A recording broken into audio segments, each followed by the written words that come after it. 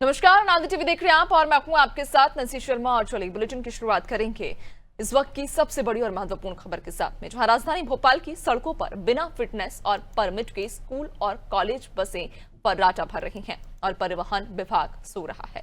बुधवार को ताजा मामला सामने आया, जहां रायसेन रोड पर सैम कॉलेज की चलती बस के पीछे के दोनों टायर अचानक निकल गए और बस का पिछला हिस्सा और रोड पर धरा का धरा रह गया। गनीमत रही कि बड़ा हादसा होने से चल गया। हालांकि बस में सवार कई छात्रों को गंभीर चोटें भी आई हैं।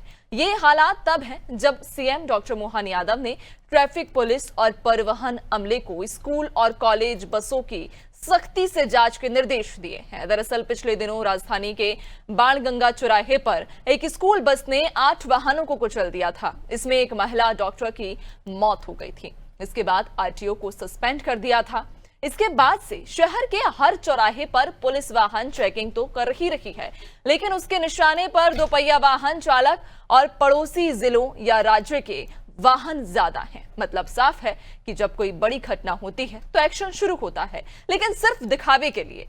सैम कॉलेज की बस के पहिया अचानक निकलना इसका ये जीता जागता उदाहरण है। इधर एनएसयूआई के प्रदेश उपाध्यक्ष रवि परमार ने ये आरोप लगाए हैं कि पिछले दिनों हुए बस हादसे के बावजूद प्रशासन की नींद अब तक नहीं खुली है। राजधानी में बिना फिटनेस की सैकड़ों स्कूल कॉलेज बसें धड़ल्ले से सड़कों पर दौड़ रही हैं, जिससे छात्र और छात्राओं को और आम जनता की जान को खतरा है। उन्होंने सैम ग्लोबल यूनिवर्सिटी संचालक पर एफआईआर दर्ज करने की भी मांग की है। तो आपको बता दें कि हाल ही कुछ दिनों पहले राजधानी भोपाल के बाणगंगा चौराहे पर हुए हादसे के बाद ये साफ तौर पर निर्देश जारी किए गए थे कि सभी स्कूल और कॉलेज की बसों की जांच की जाएगी। ना सिर्फ स्कूल कॉलेज बल्कि जितने भी जो वाहन हैं जो लोकल ट्रांसपोर्ट में भी यूज होते हैं उन पर भी उनकी भी जांच की जाएगी।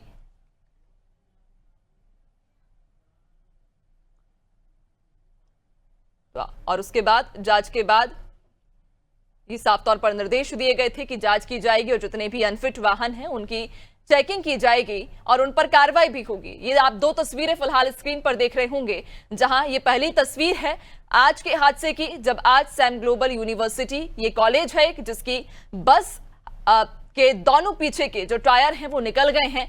और दूसरी जो तस्वीर आप देख रहे हैं ये 12 मई की तस्वीर 2025 यानी इसी महीने की ये तस्वीर, जब एक स्कूल बस ने कई सारी गाड़ियों को रौंदा था और इस हादसे में एक महिला डॉक्टर की भी मौत हो गई थी। और इस हादसे के बाद से ही ये सख्ती बरती गई थी। ये साफ तौर पर निर्देश दिए गए थे कि सभी वाहनों की चेकिंग होगी और जो भी वाहन अनफिट होगा उस पर कार्रवाई की जाएगी। लेकिन उसके बाद यानी कुछ दिनों में ही एक और ये घटना कहीं ना कहीं सवाल खड़े करता है, उस कार्यप्रणाली पर सवाल खड़े करता है, उन निर्देशों को कहीं ना कहीं उन पर सवाल खड़ा करता है कि आखिरकार सख्त तौर पर जब निर्देश दिए गए थे तो उसके बाद भी अमल क्यों नहीं किया गया उन पर। ज्यादा जानकारी लेंगे, हमारे साथ ब्यूरो हेड ब्रिजेश सर जुड़ चुके हैं।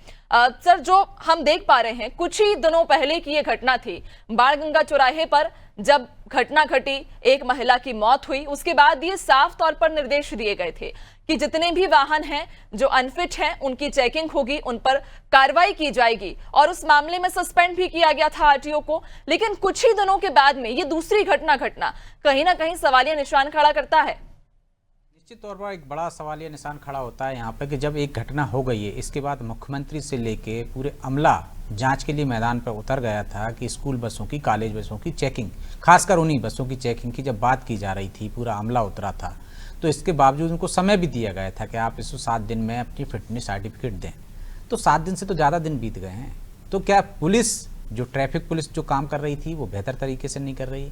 क्या कोई मिलीभगत है क्या इन स्कूल संचालकों से, उनके बस ऑपरेटरों से, कि उनकी जांच नहीं हो रही? आप देखिए सड़कों पर नियमित रूप से जांच होती है। बाहर की किसी गाड़ी का नंबर दिख जाए पुलिस सबसे पहले रोकती है उसको। हेलमेट की चेकिंग कर रही है और अन्य वाहनों की भी चेकिंग कर रही है। फिर क्या वजह है कि वो इन बसों की चेकिंग नहीं कर रही? या तो एक साथ एक कोई टीम बना दी जाए, तमाम स्कूलों की एक साथ बस चेकिंग कर ली जाए।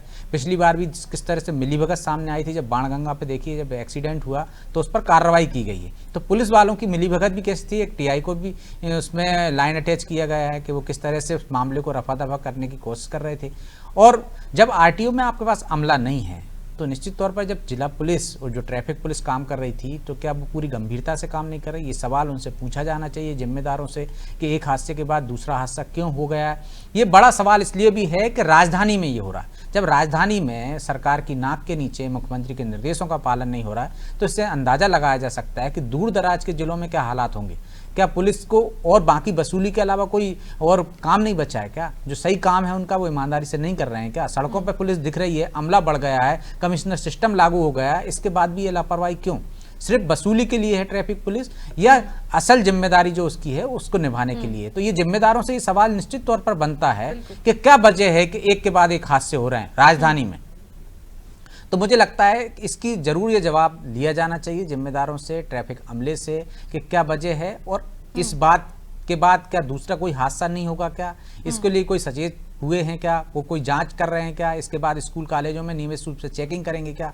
इसकी जिम्मेदारी बनती है।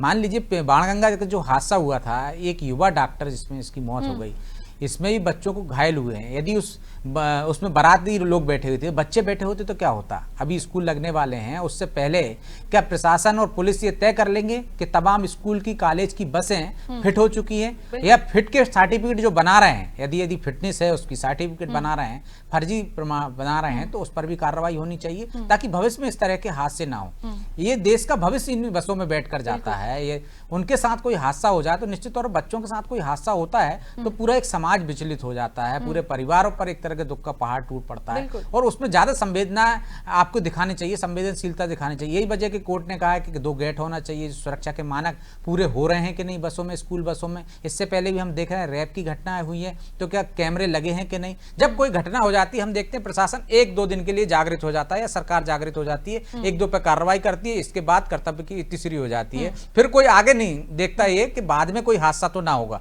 पूरी जिम्मेदारी इस पर तय होनी चाहिए कि जब एक बार हादसा हो गया तो फिर दोबारा हादसा उन्हीं कारणों से हो रहा है, अनफिट के कारण, तो आपने फिटनेस टेस्ट क्यों नहीं किए? वो जिम्मेदार अधिकारियों ने जिनने फिटनेस सर्टिफिकेट दिया उन पर कार्रवाई होनी चाहिए।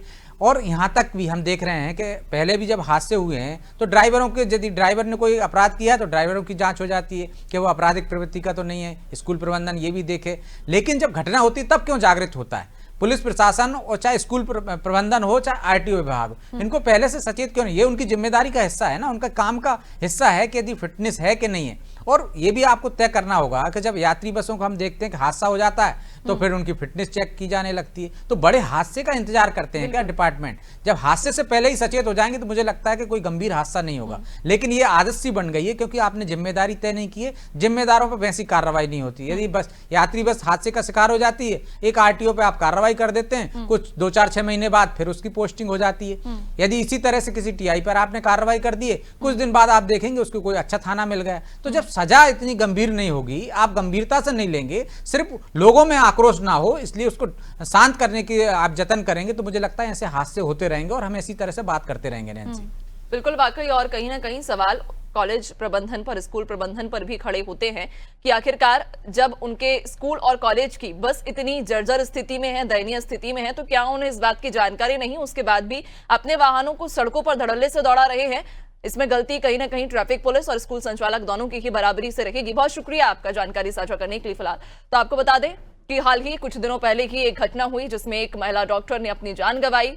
उस घटना में एक स्कूल बस थी जो कि अनियंत्रित हो गई, 8 वाहनों को रौंद दिया। और आज जो घटना हुई है वो एक कॉलेज की बस है जो कि बस का पिछला धड़ अलग हो गया, जो पहिए थे पिछले बस के वो अलग हो गए। जो सबसे मजबूत अगर बस का जो धड़ कहा जाता है वही उस बस से उखड़ गया। और ऐसे में लापरवाही पुलिस, ट्रैफिक पुलिस की भी है और लापरवाही कहीं ना कहीं स्कूल और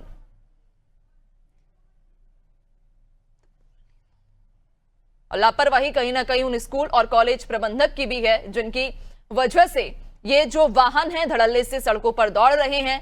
और एक सवाल कहीं ना कहीं खड़ा होता है, बार बार यही सवाल, कि जब घटना घट जाती है उसके बाद ही आखिरकार क्यों प्रशासन की नींद खुलती है, उसके बाद ही क्यों ये निर्देश दिए जाते हैं कि स्कूल बसों की, कॉलेज बसों की जांच की जाए? क्या इससे पहले नियमित तौर पर जांच होना अनिवार्य नहीं है, या हर माह या हर साल या हर 6 महीने के अंतराल में क्या इन वाहनों की जांच होना जरूरी नहीं है? जब हादसा होता है उसके बाद ही नींद क्यों खुलती है? या हम किसी हादसे का, किसी व्यक्ति की या किसी भी मासूम की जान जाने का ही इंतजार क्यों करते हैं? क्या ये हम पहले नहीं कर सकते? क्योंकि ये 2 घटनाएं इसी महीने में घटी हैं और अब ये घटना सवाल खड़े करती हैं कहीं ना कहीं ट्रैफिक पुलिस पर भी, क्योंकि जब पहले घटना हुई तो आरटीओ को सस्पेंड कर दिया गया।